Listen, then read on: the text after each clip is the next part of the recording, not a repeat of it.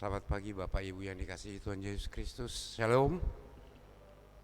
Baik, sebelum kita memasuki dalam ibadah kita, mari kita bersama-sama untuk menjaga ketentraman, kehususan kita di dalam ibadah. Yang membawa HP mohon di silent, dan yang membawa putra-putri mari supaya dijaga agar kita beribadah boleh merasakan hikmat yang dari Tuhan.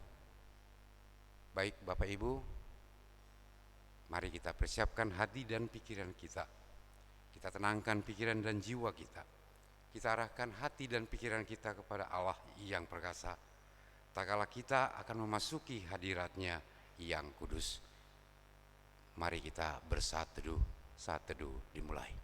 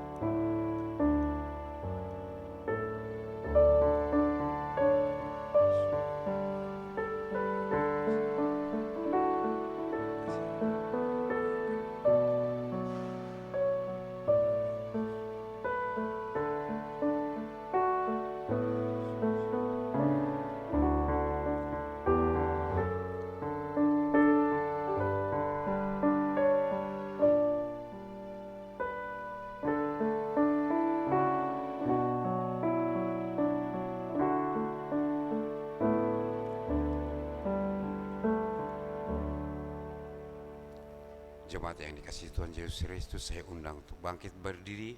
Mari kita menyambut firman Tuhan dengan bernyanyi dari Kidung Kesan 675, bait yang pertama sampai dengan yang kedua.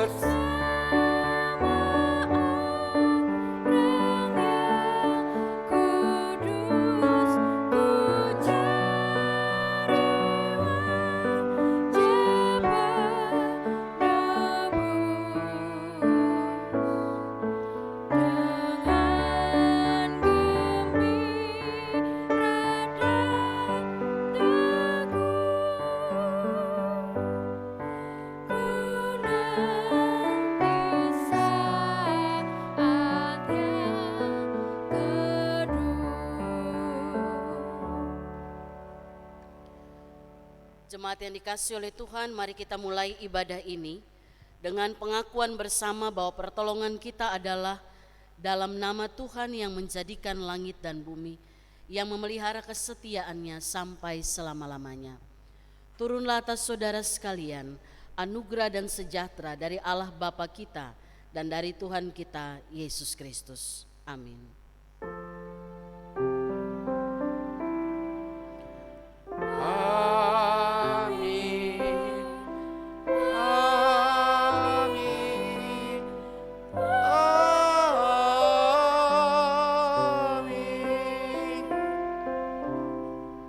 Jemaat Tuhan, saya persilakan duduk kembali.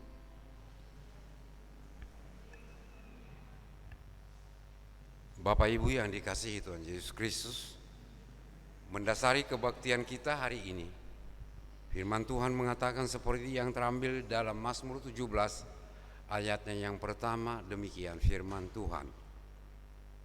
Dengarkanlah Tuhan perkara yang benar, perhatikanlah seruanku, berilah telinga akan doaku dari bibir yang tidak menipu.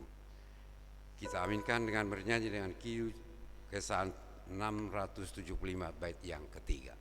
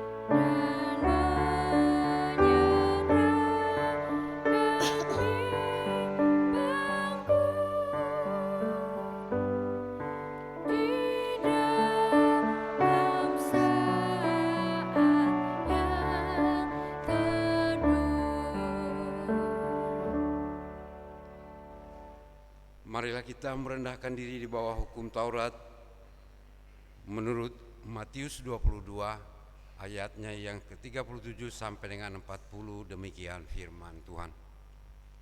Jawab Yesus kepadanya, kasihilah Tuhan Allahmu dengan segenap hatimu dan dengan segenap jiwamu dan dengan segenap akal budimu. Itulah hukum yang terutama dan yang pertama. Dan hukum yang kedua yang sama dengan itu ialah, kasihilah sesamamu manusia seperti dirimu sendiri. Pada kedua hukum inilah tergantung seluruh hukum Taurat dan kitab para nabi. Bapak Ibu yang dikasihi Tuhan Yesus Kristus, menurut tabiat kita yang lama, kita tidak dapat melaksanakan perintah-perintah itu dengan sempurna. Bahkan dalam banyak perkara, kita tidak dapat mampu mengucapkan dengan benar kepada Allah yang hidup. Namun berdasarkan firman Tuhan di dalam 1 Yohanes 1 ayatnya yang ke-8 sampai dengan yang ke-9 demikian. Jika kita berkata bahwa kita tidak berdosa, maka kita menipu diri kita sendiri dan kebenaran tidak ada di dalam kita. Jika kita mengaku dosa kita, maka Ia adalah setia dan adil, sehingga Ia mengampuni segala dosa kita dan menyucikan kita dari segala kejahatan. Saudara-saudara, di atas janji Tuhan ini, marilah kita mengaku dosa-dosa kita dan mempersekutukan diri dalam kekudusan Tuhan. Marilah kita mengaku dosa secara pribadi.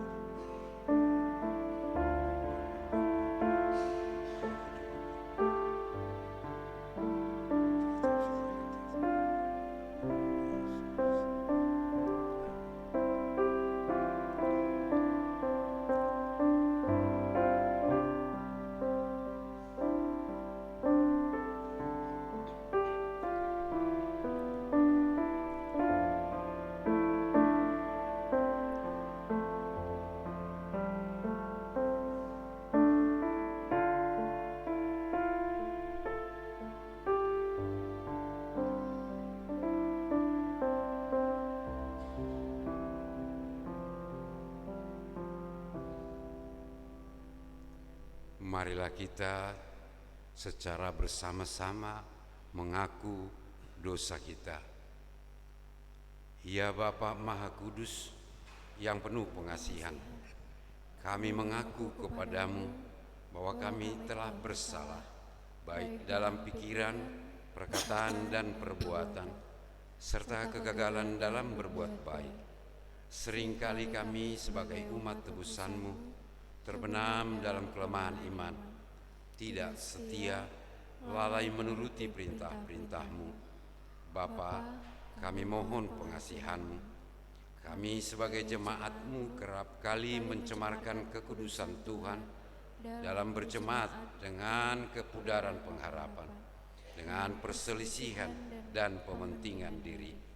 Kristus, kasihanilah kami. Sebagai gereja kami sering mengabaikan perintah-Mu dengan menutupi diri. Kesaksian sebagai gereja kabur, kesetiaan melayani terhalang oleh dalih-dalih kami.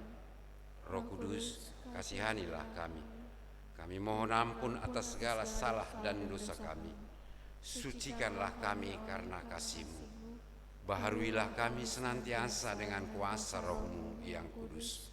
Dalam Yesus Kristus Juru Selamat, sesuai janji-Mu. Amin.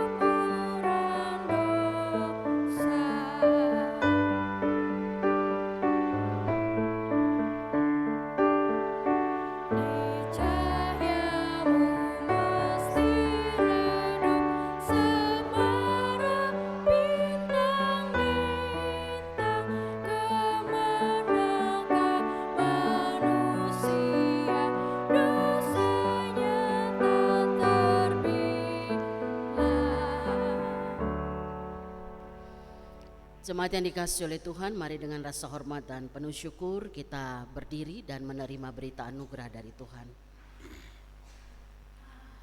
Selaku hamba Tuhan Yesus Kristus, saya memberitakan kepada saudara bahwa pengampunan dosa itu sudah berlaku di dalam nama Allah Bapa, Anak, dan Roh Kudus.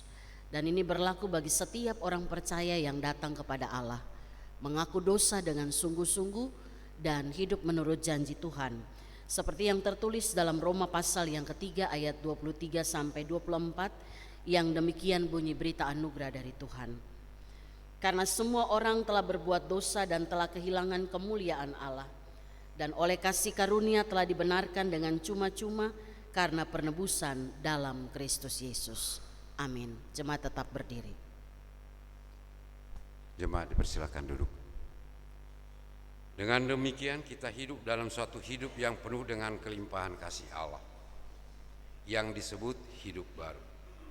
Dengarlah petunjuk hidup baru yang terdapat dari Mazmur 37 bait yang pertama sampai dengan yang kedua. Demikian firman-Nya. Jangan marah karena orang yang berbuat jahat. Jangan iri hati kepada orang yang berbuat curang. Sebab mereka segera lisut seperti rumput dan layu seperti tumbuh-tumbuhan hijau. Amin.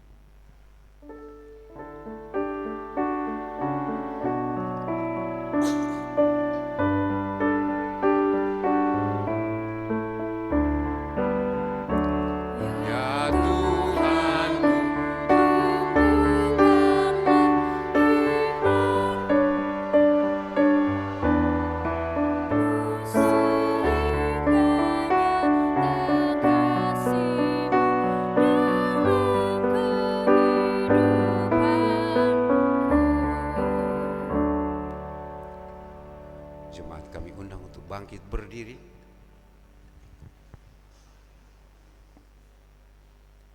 Sebagai jemaat Tuhan Yesus Kristus dalam satu persekutuan dengan segala jemaat dari segala abad dan tempat, marilah kita mengucapkan secara bersama-sama pengakuan iman yang am dan rasuli dengan berkata, Aku percaya kepada Allah, Bapa yang Maha Kuasa, Khalik langit dan bumi, dan kepada Yesus Kristus, Anaknya yang tunggal Tuhan kita, yang dikandung daripada Roh Kudus, lahir dari anak darah Maria, yang menderita di bawah pemerintahan Pontius Pilatus, disalibkan, mati dan dikuburkan, turun ke dalam kerajaan maut.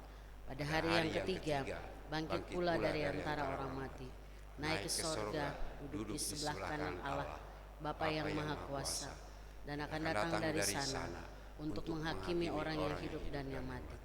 Aku percaya kepada Roh Kudus, gereja yang kudus dan am, persekutuan orang kudus, pengampunan dosa, kebangkitan daging, dan hidup yang kekal.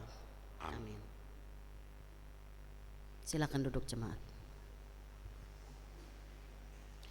Mari kita siapkan hati kita untuk mendengarkan firman Tuhan. Kita naikkan pujian Kidung Kesan 120 bait 1 dan 2. Bersabdalah Tuhan, kami mendengarkan.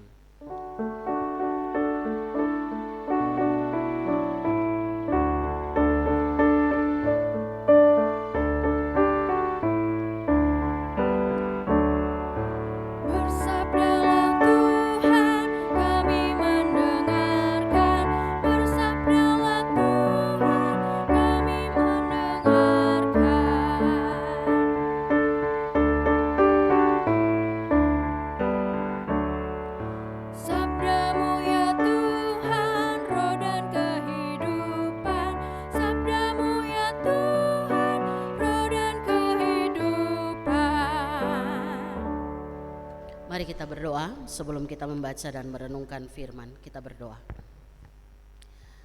Allah Bapa yang penuh kasih, Allah di dalam Yesus, Tuhan dan Juru Selamat kami yang hidup, dan perantaraan Roh Kudus yang senantiasa menuntun kami untuk kami boleh ada dalam kehidupan yang benar di hadapan Tuhan dan sesama. Kami bersyukur pagi ini kami boleh ada di tempat ini untuk kami datang memuji memuliakan nama-Mu, dan saatnya kami akan membaca firman-Mu.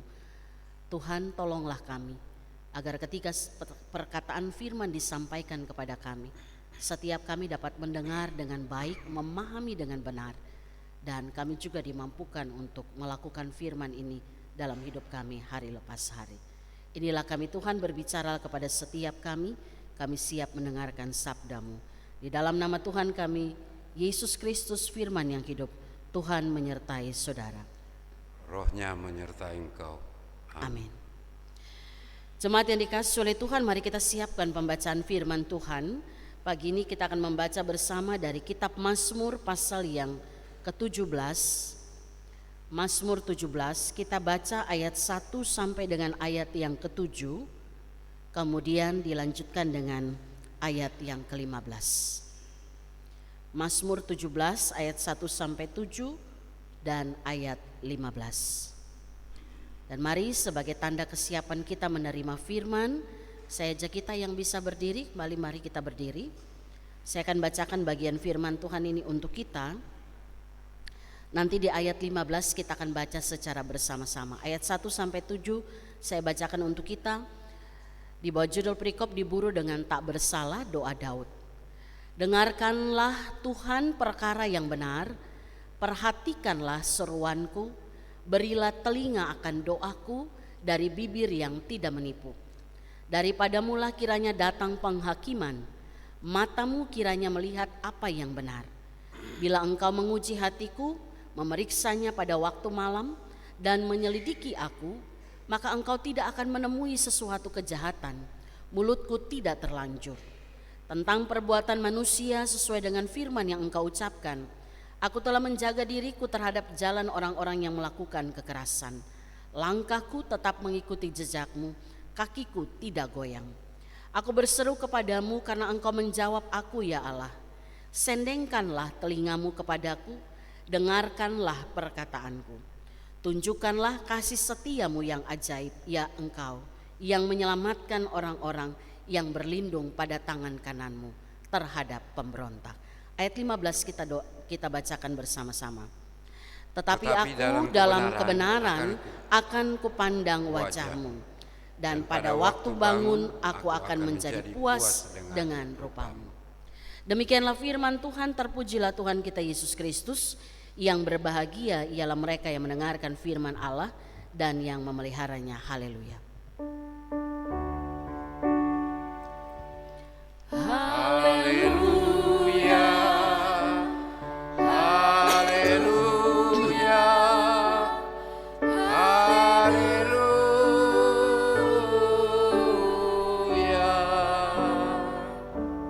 Jemaat Tuhan, saya persilahkan untuk duduk kembali. Selamat pagi Bapak Ibu yang dikasihi oleh Tuhan. Puji Tuhan, kita kembali berjumpa dalam ibadah minggu pagi ini, dan hari ini kita akan merenungkan firman Tuhan dengan tema doa ketika menghadapi ketidakadilan. Doa ketika menghadapi ketidakadilan. Bapak Ibu Saudara, kalau bicara tentang praktek ketidakadilan, maka saya boleh berkata dan saya percaya kita setuju, tidak ada area dalam hidup kita yang bebas dari praktek yang satu ini. Artinya, semua area hidup yang kita masuki selalu ada wajah perlakuan ketidakadilan yang dilakukan orang lain ataupun yang dilakukan oleh kita sendiri. Artinya hampir semua area yang kita masuki dalam hidup ini selalu ada praktek yang namanya ketidakadilan. Saya kasih contoh sederhana.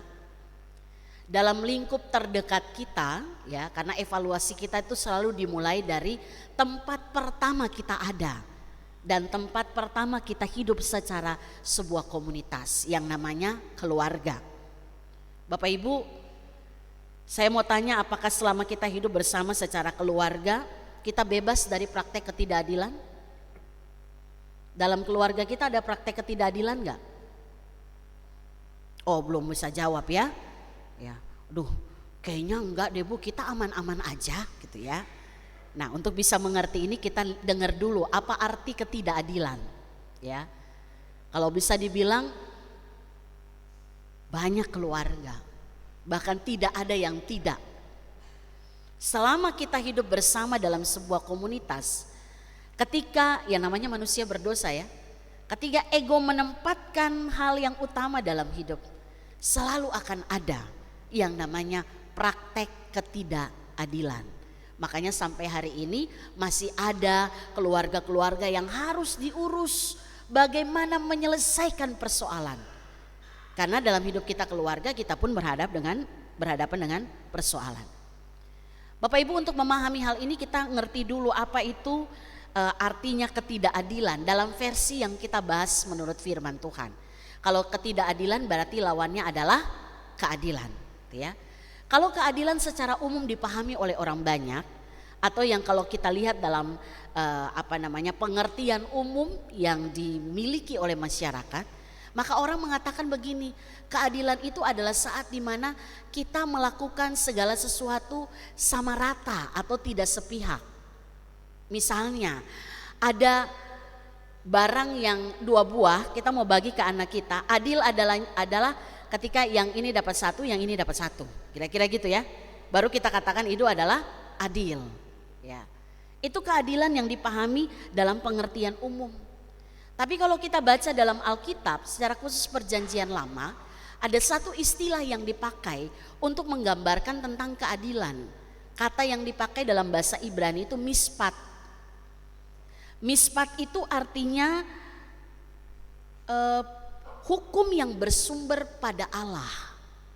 Jadi orang yang melakukan keadilan dalam bahasa Alkitab atau dalam pengertian iman Kristen dikatakan adalah orang yang melakukan hal yang benar kepada orang lain sesuai dengan hukumnya Allah.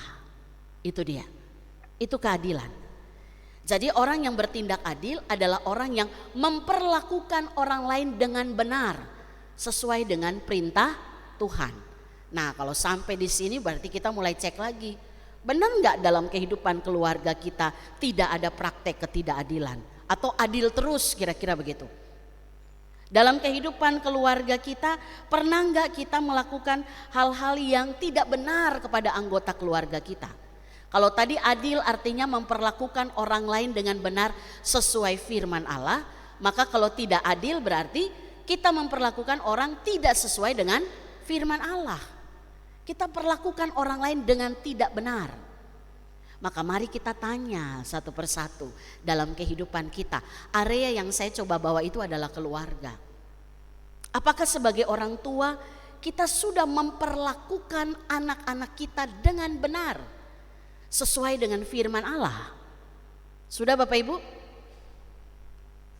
Sudah sempurna? Oh, kalau tanya sudah pasti sudah lah ya. Tapi apakah sudah sempurna kita perlakukan anak kita sesuai dengan firman Allah? Kalau mau kita jujur evaluasi, terkadang masih belum secara benar kita bertindak adil kepada anak-anak kita. Saya kasih contoh. Hukum Tuhan yang mengatur tugas tanggung jawab orang tua adalah mengasihi anak-anak kita.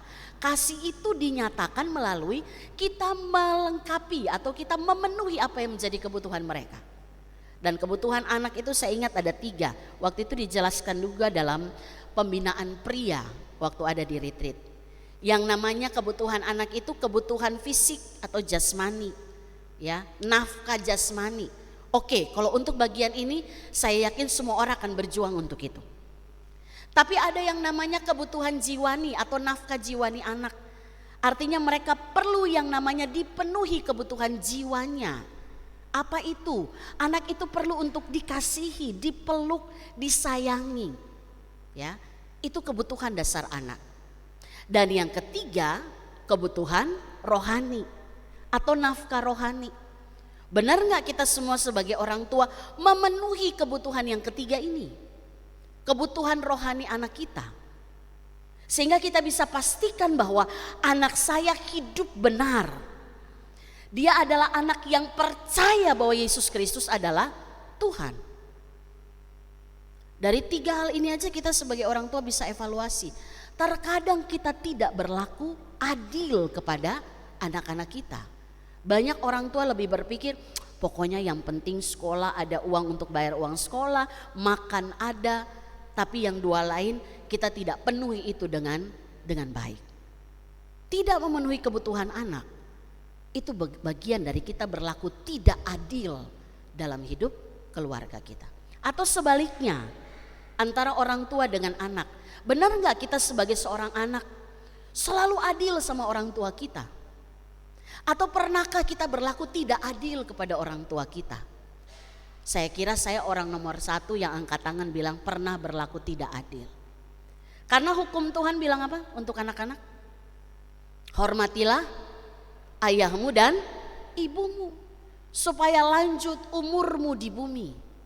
Ya, itu hukum kelima katakan itu. Benar enggak? Sebagai seorang anak kita praktekkan itu. Sebagai bagian dari kita melakukan keadilan bagi orang tua kita. Nah jujur tidak semua kita ada dalam area itu. Betul ya? Kita akui itu. Gak semua anak menghormati orang tua. Lalu ada yang bilang iya karena orang tua juga gak menyayangi kita. Artinya yang tadi saya katakan area keluarga, tempat di mana seharusnya keadilan itu dilakukan. Itu pun kita masih bolong. Kita masih ada dalam kejatuhan kita mempraktekkan ketidakadilan. Belum lagi kalau kita lihat antara relasi suami dengan istri. Hukum Tuhan bagi seorang suami, kasihilah istrimu sebagai teman dari pewaris kasih karunia. Benar gak semua suami ini sudah berlaku adil terhadap istrinya? Mengasihi artinya menerima dengan segala hal yang menjadi kekurangan istrinya. Kadang-kadang gitu ya, kalau istri sudah bilang, "Pah, ada yang kurang." Lah duit yang saya kasih kemarin buat apa aja? Itu menyakitkan loh. Ya kan ibu-ibu ya? Kadang-kadang kalau dapat kalimat itu kayak gitu ya, nggak enak. Kadang kita berlaku tidak adil tidak hanya melalui tindakan, perkataan pun adalah bagian ketidakadilan yang kita lakukan kepada pasangan kita. Atau sebaliknya istri kepada suami. Apa perintah Tuhan kepada seorang istri? Ibu-ibu masih ingat ya? Tunduklah kepada suamimu seperti kepada Tuhan. Tunduk artinya punya sikap hati. Nah bagian ini nih yang banyak kita perjuangkan. Kita suka gak adil di bagian ini. Nanti di PW baru kita bahas ya. Jangan di sini, gak enak gitu ya.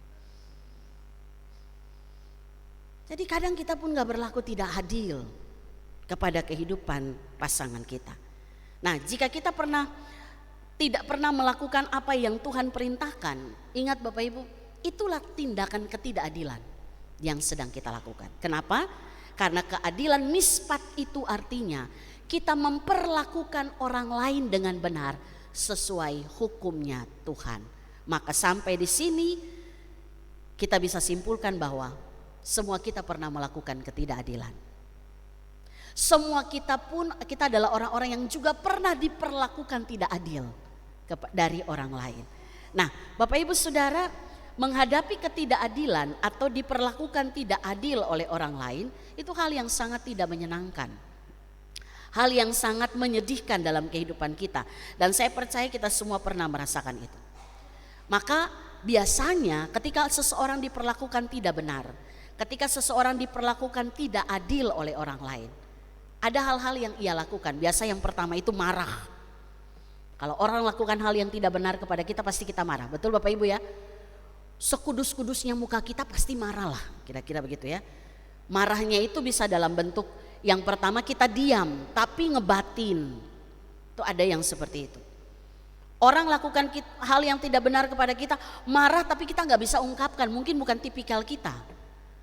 Tapi kita terima itu dan kita ngebatin dan menunggu waktu yang pas bagi kita untuk membalas. Atau ada orang yang marah dengan bertindak. Dia langsung serang gitu ya, langsung menyelesaikan dengan menuntut keadilan. Bisa itu dituntut dengan cara yang benar, tapi bisa juga dengan cara yang tidak benar. Tapi ada tindakan yang ketiga. Nah, ini yang akan kita lihat hari ini. Marah, tetapi kemarahan itu dibawa kepada Tuhan. Karena memegang prinsipnya Allah. Ada orang yang ketika diperlakukan tidak adil, dia mengambil sikap marah pasti, tapi kemarahan itu dibuat dengan cara datang kepada Tuhan dan berdoa, menyerahkan itu karena dia ada dalam sebuah keyakinan. Memegang firman Tuhan yang mengatakan bahwa pembalasan itu adalah hak siapa Bapak Ibu? Tuhan. Nah, biasanya orang yang seperti ini bisa dibilang apa ya? Kalau kita begitu dilakukan tidak adil langsung marah, kita bisa lihat level iman kita.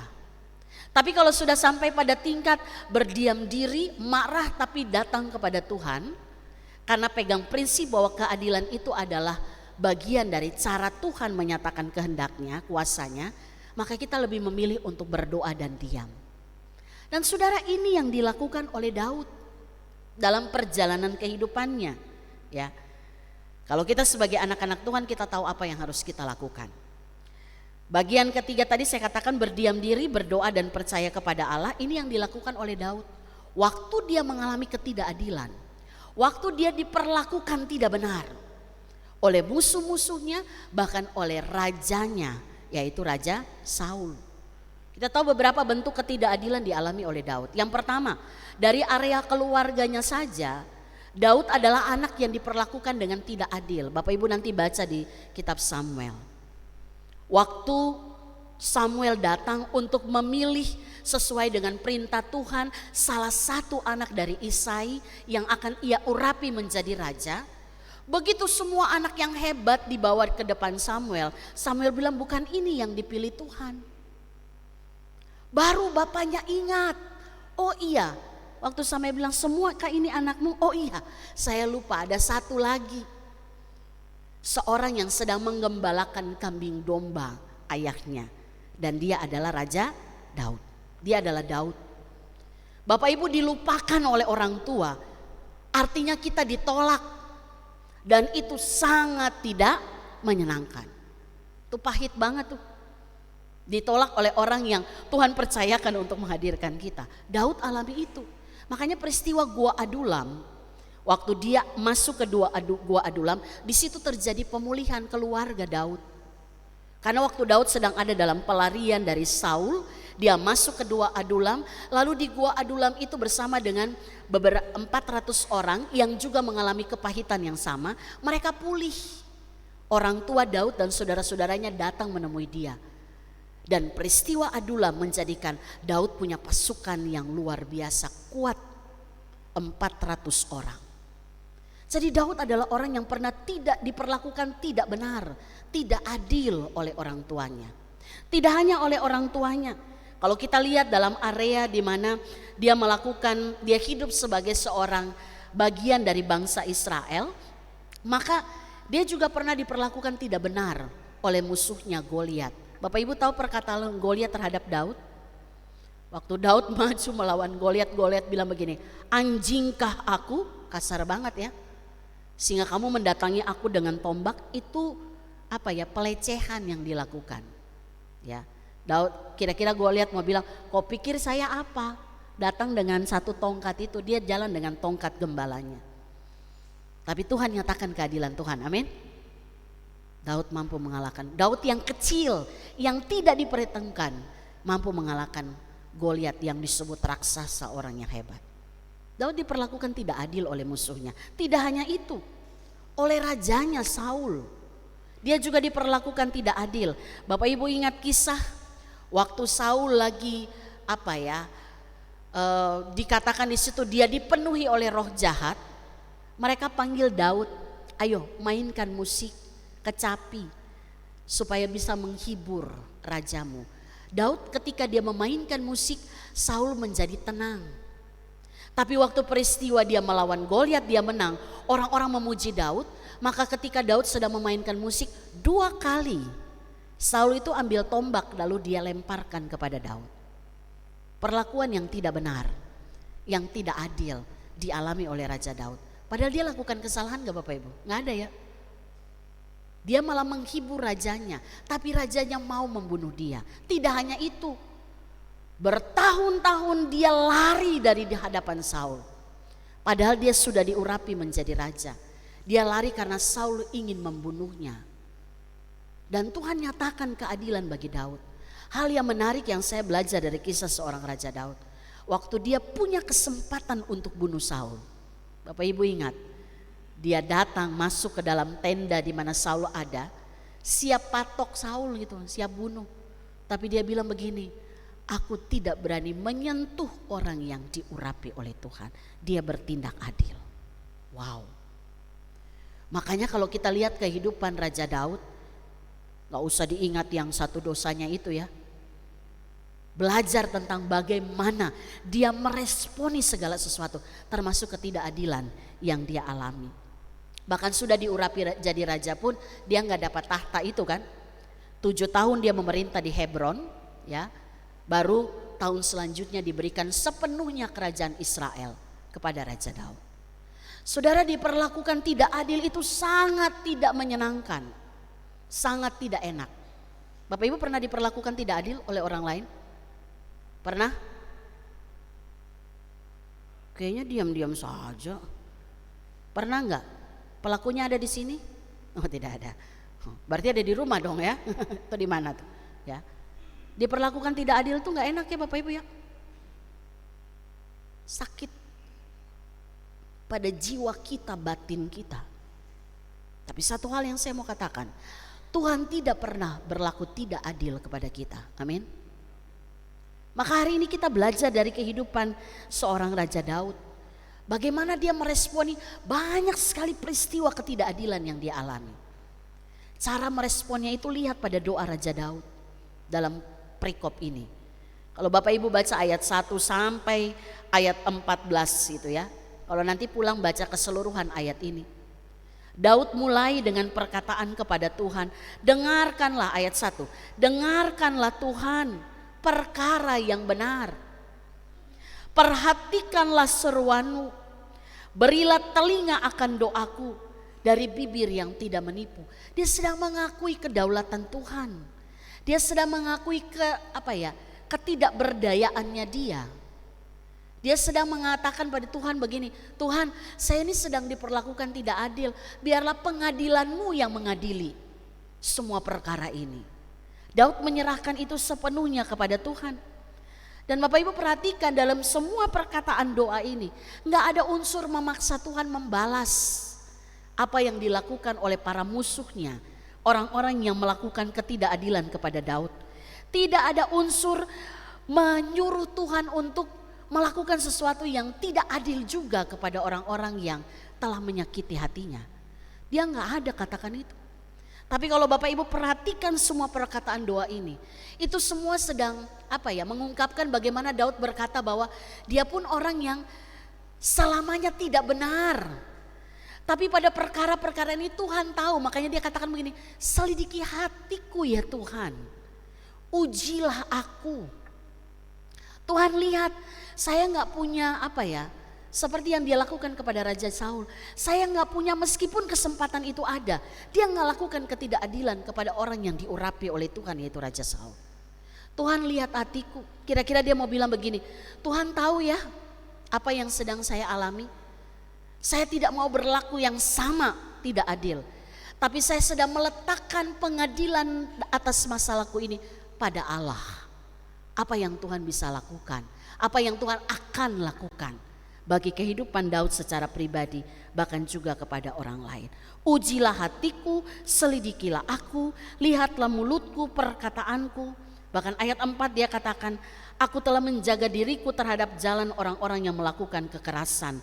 Langkahku tetap mengikuti jejakmu. Dia mau bilang, aku tetap mau untuk bertindak adil ya Tuhan, meskipun gak sempurna. Dia pernah melakukan ketidakadilan kepada Uria. Tapi dia sedang berkata, Tuhan, dia gak paksa Tuhan untuk melakukan sesuatu. Doanya tuh bukan doa kedagingan. Bapak Ibu tahu doa kedagingan? Doa kedagingan itu doa yang memaksakan kehendak kita kepada Allah. Tuhan, saya sih terima ya Tuhan ya. Iya, saya terima Tuhan. Tapi saya percaya Tuhan sesuai dengan firman-Mu, kita kutip lagi. Pembalasan adalah hak Tuhan, saya percaya Tuhan akan balas dia. Nah, itu doa kedagingan. Ya. Tuhan balas dia Tuhan. Saya sakit hati Tuhan, saya percaya Tuhan akan balas dia dengan sesuai kehendak Tuhan. Kelihatannya doa kita itu benar, tapi datang dari sikap hati yang tidak benar.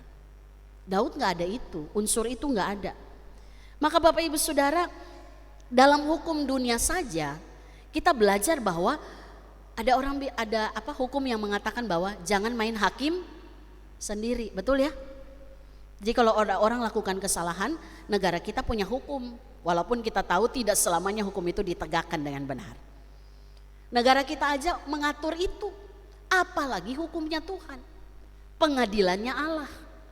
Berulang kali Tuhan ingatkan, jangan membalas kejahatan dengan kejahatan.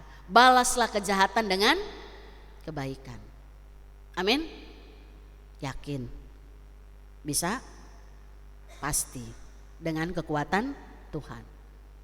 Kalau orang melakukan hal yang tidak benar kepada kita, coba kita lihat apa yang tidak hanya dialami oleh Raja Daud, banyak kisah dalam Alkitab. Respon mereka, dan di dalamnya ada kemenangan yang Tuhan berikan.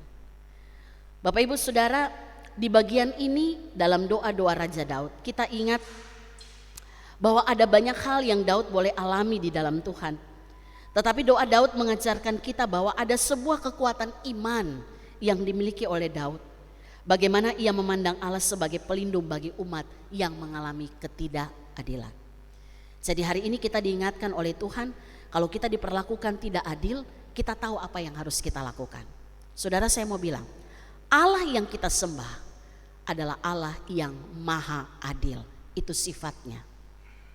Maka saya sangat percaya Allah yang maha adil ini tidak akan pernah membiarkan yang namanya ketidakadilan yang bersumber dari dosa itu dilakukan oleh siapapun dan kepada siapapun. Tuhan gak akan pernah biarkan itu. Semua bentuk ketidakadilan pasti ada dalam pengadilannya Allah. Kita tinggal tunggu waktunya, tapi jangan minta-minta Tuhan untuk selesaikan secepatnya. Ada waktu Tuhan bagi setiap kita yang mengalami ketidakadilan. Selalu ada hukuman Allah bagi setiap orang yang berlaku tidak benar kepada orang lain. Dan kalau kita baca dalam Alkitab, secara khusus kalau Bapak Ibu baca di kitab Amos, itu paling banyak dibahas tentang mispat, tentang kebenaran dan keadilan.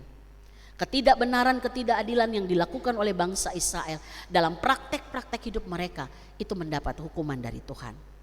Oleh karena itu Bapak Ibu, hari ini kita belajar dari firman Tuhan.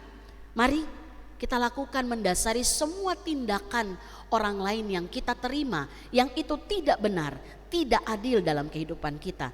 kita terima dengan caranya Tuhan. Ingat, kalau dunia saja punya pengadilan, Allah pun pasti punya pengadilan itu. Tuhan pasti bertindak atas setiap hal yang kita perhatikan. Maka perhatikan doa-doa kita. Benarkah kita berdoa seperti Raja Daud? Kalau hari ini Bapak Ibu sedang mengalami hal-hal yang tidak nyaman dalam hidup, mari kita belajar dari Raja Daud. Berdoa menyerahkan pada peradilannya Allah. Gak usah minta orang celaka. Saya ingat itu salah satu materi di sekolah minggu nanti akan disampaikan. Jangan minta orang celaka, karena itu bagian dari ketidakadilan yang sedang kita lakukan kepada orang lain.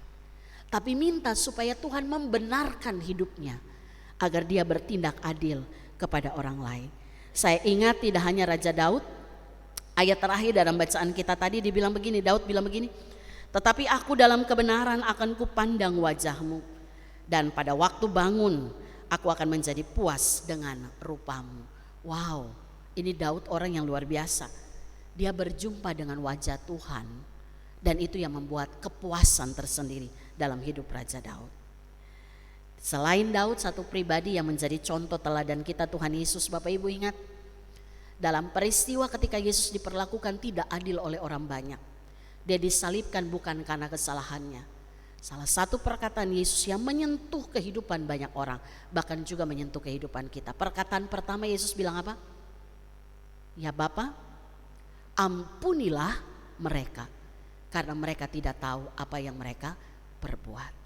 Tuhan sedang berkata kepada Allah, Tuhan Allah Bapa, peradilanmu saya tahu itu sangat menyakitkan, tapi ampunilah mereka ya Tuhan, karena mereka tidak tahu apa yang mereka perbuat. Bisakah doa itu kita ucapkan ketika kita mengalami hal yang tidak mengenakan, yang tidak benar, yang orang lain lakukan kepada kita?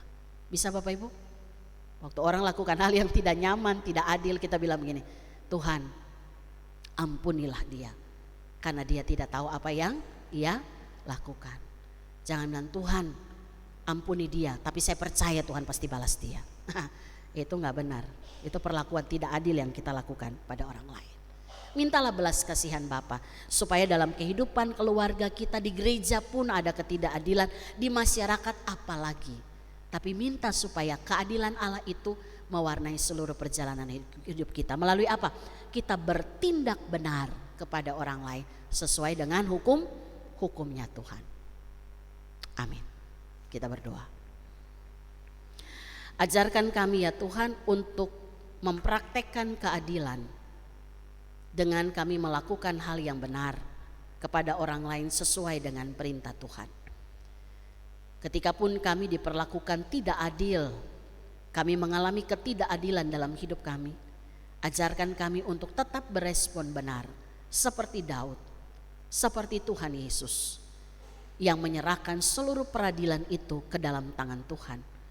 Dan kami punya doa yang lahir dari hati yang bersih, dari sebuah kerinduan bagaimana Tuhan menyatakan keadilan Tuhan dengan caramu yang tidak hanya menghukum tetapi mengasihi dan membawa kami untuk ada dalam kehidupan yang benar.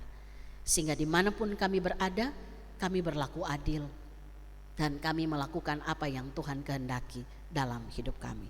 Meteraikan firman ini dalam hati kami Bapa, di dalam nama Yesus kami berdoa. Amin. Kita aminkan firman Tuhan, kita naikkan pujian. Tuhan sambut jiwaku bila aku berdoa.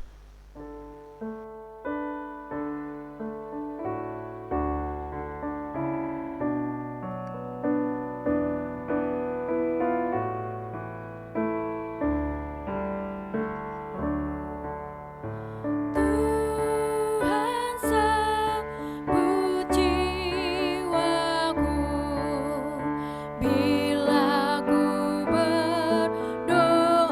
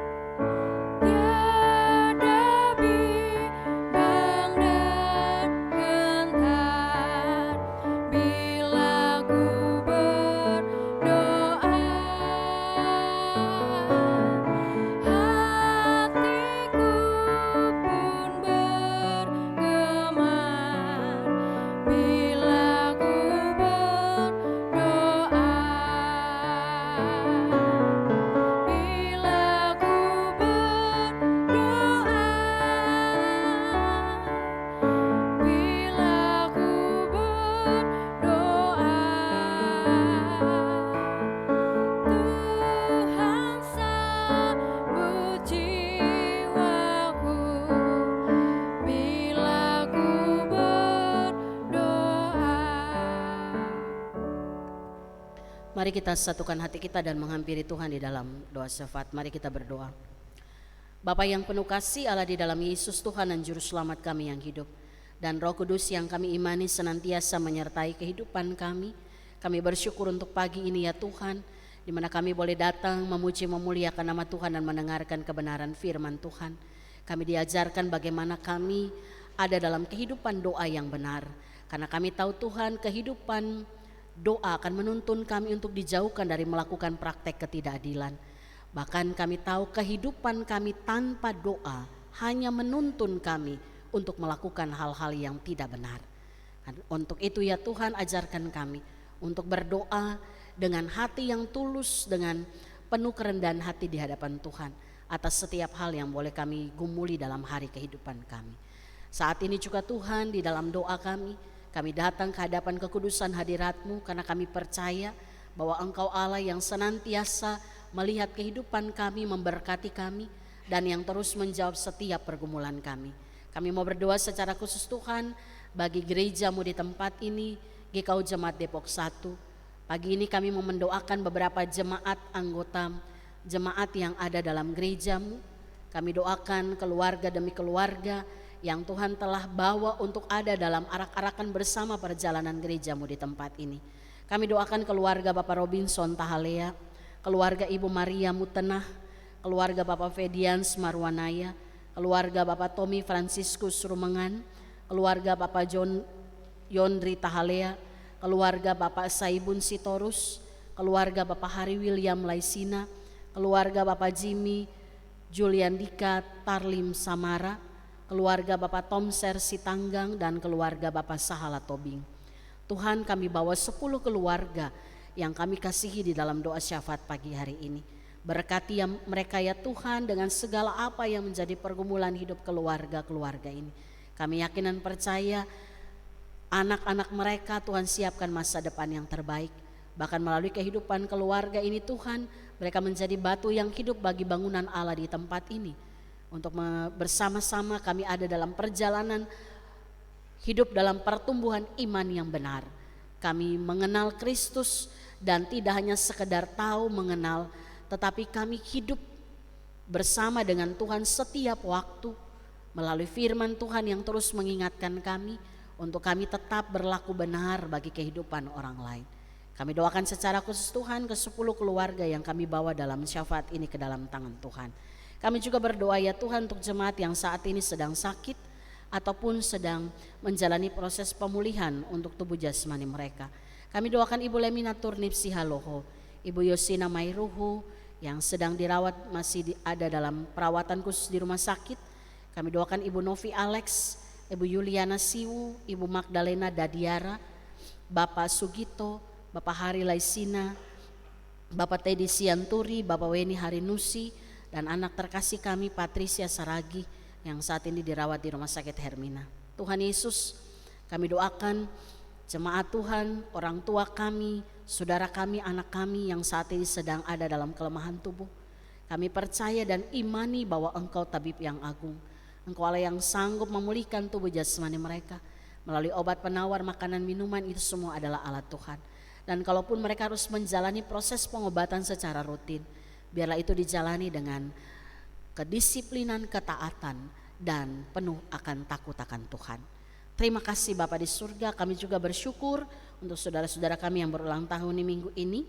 Kami doakan saudara Agus Effendi, Ibu Kesumo Wardani, Sila Nadine Putri Hardianto, Fatan Al-Fajri, Ibu Iren Agustina, Bapak Yodri Regi Adrians, Bapak Helfri Hemsi Payer, Bapak Christopher Tampani, Bapak Sugito, Bapak Wilfried Jos Lumenta, Patricia Guenevive Saulina Dasala, Saudara Agusta Andrianto, dan Saudara Daniel Yudhistira dan Ibu Atai Amnahas. Berkati ya Tuhan jemaat-Mu yang berulang tahun di minggu ini, biarlah dengan bertambah setahun usia mereka mengalami sukacita dan secara khusus menyadari bahwa Tuhan masih berikan kesempatan bagi mereka untuk melakukan pekerjaan Tuhan. Kami juga berdoa bagi seluruh pelayan Tuhan dalam jemaat-Mu di tempat ini.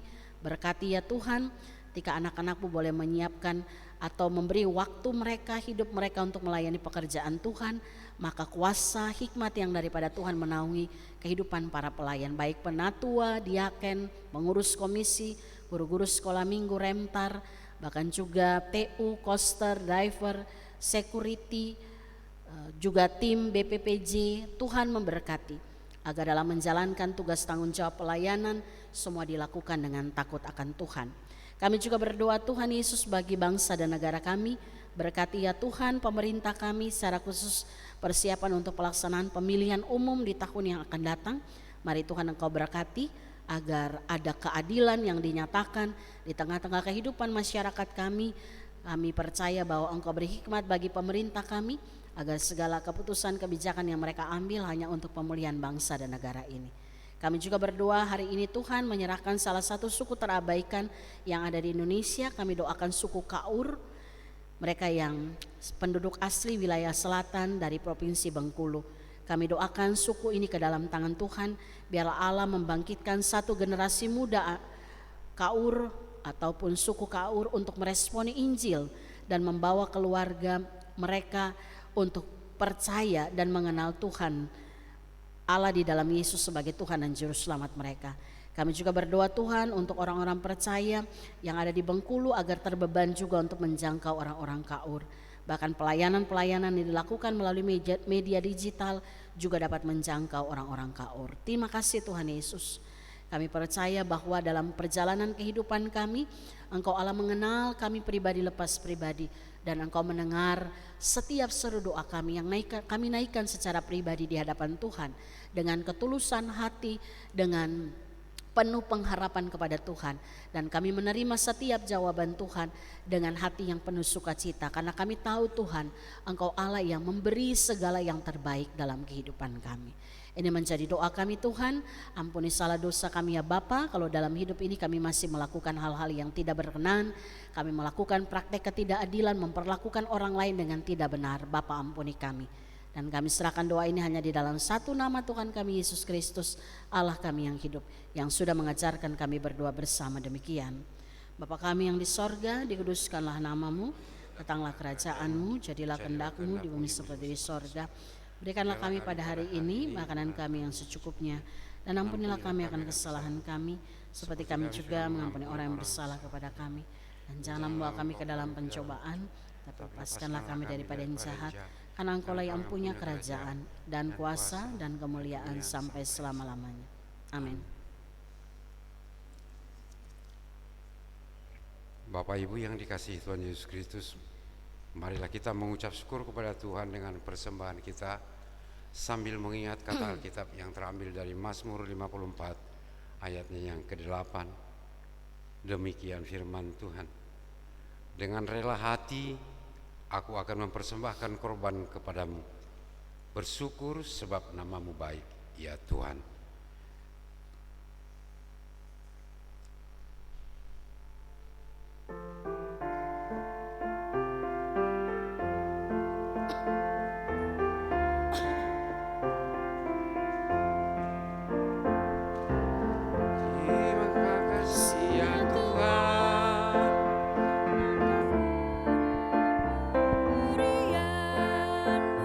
Hari baru limpah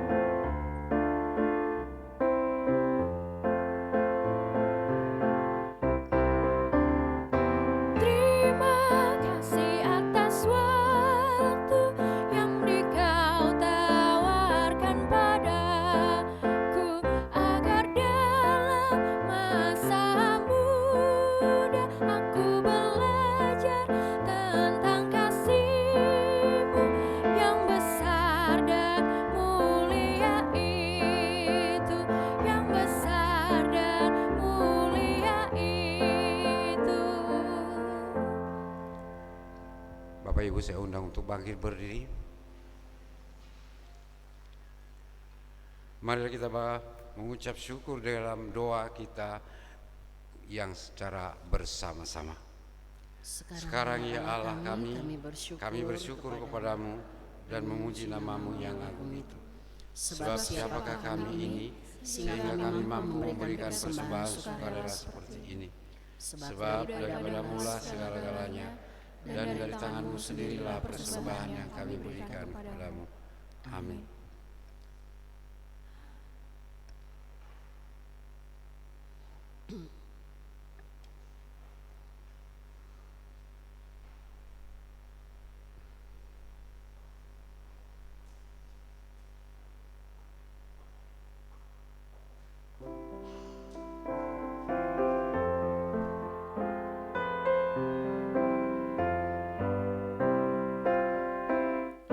Tuhan pimpin anakmu agar tidak tersesat,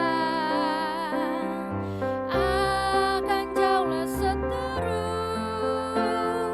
bila kau tetap dekat. Tuhan pimpin arus hidup menderas, agar jangan ku sesat, pegang tanganku erat.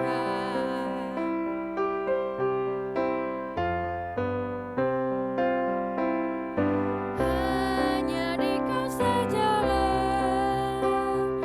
perlindungan yang teguh, bila hidup menekan, kau harapanku penuh. Tuhan pimpin arus hidup menderas, agar jangan ku sesat, pegang tanganku erat.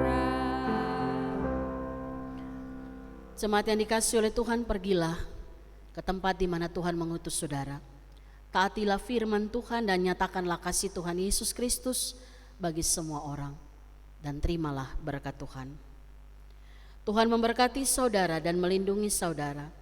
Tuhan menyinari saudara dengan wajah-Nya dan memberi saudara kasih karunia. Tuhan menghadapkan wajah-Nya kepada saudara dan memberi saudara damai sejahtera. Amin.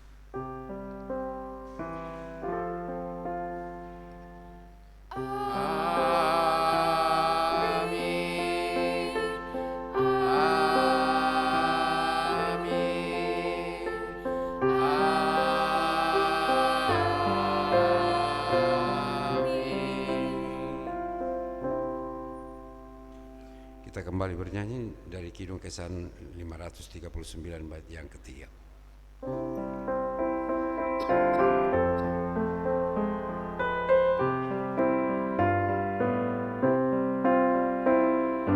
Sampai akhir hidupku,